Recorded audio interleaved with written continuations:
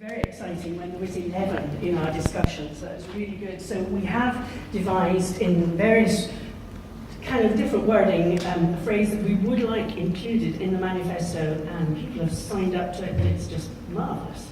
So a holistic and proactive approach to positive community impact and planning, driven by local people, that leads decision making by all decision makers across all sectors.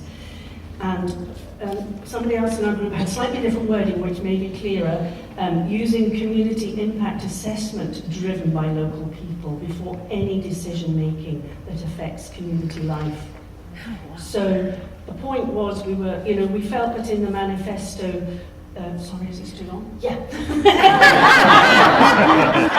Wrong question. You've got it. Lovely, thank you very much. That sounds like a great initiative.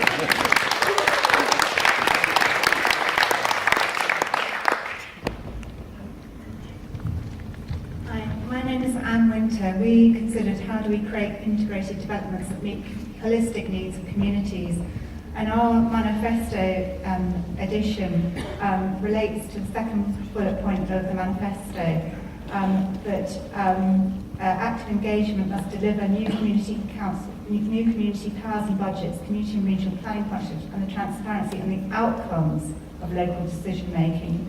And then the fourth bullet point, an independent body of appeal needs to be set up to consider conflicts between communities and local authorities. Thank you.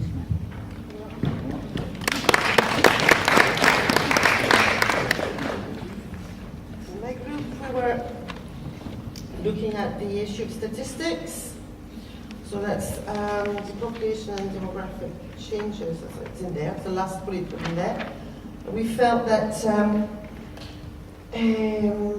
after the point about making statistical analysis and information available to communities, we should have in parallel, rural communities should have access to skills and methodologies for data collection and analysis. And then, last point, a platform should be provided to share findings and lesson learned. That's it.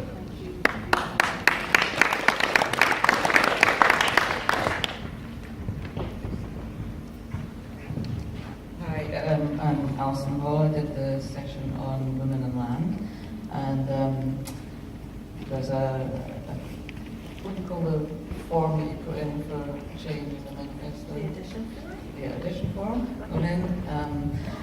Which asks for gender equality to be written into the manifesto, because somewhat surprisingly to me, it was absent. So in the Women and Land discussion, we looked at a number of things, but some of the action points that came out were particularly to encourage people to be actively involved in the consultation around changes in succession law, because that actually has quite a big impact on women and their relation to land. I'll go on if you want. That's great, thank you. We've got that typed up and everyone will be able to see it. So.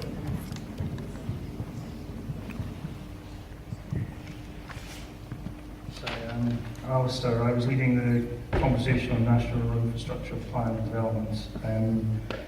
Lots of fantastic ideas, but from a manifesto perspective, there was a feeling that we should include the word infrastructure in the rural manifesto, particularly in the section on transport.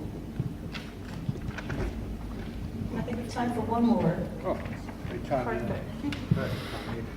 Gordon Harrison. I did my session on how to get the rural voice heard, but it was in conjunction with Claire Simmons from Planning and Democracy, because she was very concerned, especially in relation to planning applications. And we decided, those are big attendance by the way, I couldn't write them all down. Community councils should be given more status. They tend to be ignored by the councils quite often, especially on planning affairs. Community councils should be given more training, especially in planning matters or any other matter, as indeed they require it. Community councils should be granted a right to appeal a local council decision. We know there's an ombudsman, but the ombudsman's powers are toothless. We'd like the ombudsman's powers increased, because they can look at the regulation process only. And community councils should be given more funds if necessary to actually promote their own defence, or to carry on appeals, or to actually encourage rural participation.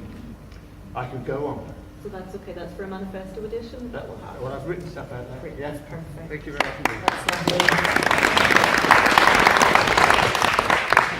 So thank you everyone. And so not a huge amount of time to hear from all the groups. So two things are really important here to make sure that we are still able to kind of share this information. One is if you have an open space template, if you hosted that conversation, to make sure that the template is yours, you own it, take it away with you. If you surfaced any actions that you think need to happen, think about how they need to happen. Like, how do you decide you want to move forward with this? But hand them over to the news desk. Gordon and Andy will take a picture of it. We will type those up and we'll make that into the book of proceedings, which everyone will receive by the end of the day tomorrow at the latest. And that's your way of keeping on top of all the conversations and who you might want to speak to follow up. The other part is if you had a conversation that related to a manifesto edition, very specifically to a manifesto edition, there is a specific template which you need to complete. It will also be at the news desk. You need to complete that and we need to have it in by lunchtime, by the end of lunch today, in order that we can bring it into the next session and have it voted on and discussed. So if your open space conversation surfaced a manifesto edition, please collect the form and please hand it in by the end of lunch today so that we can bring it forward and make sure it comes into the conversation in the afternoon. Cool? Is that everything? All right. So we're getting you to lunch for 12:30.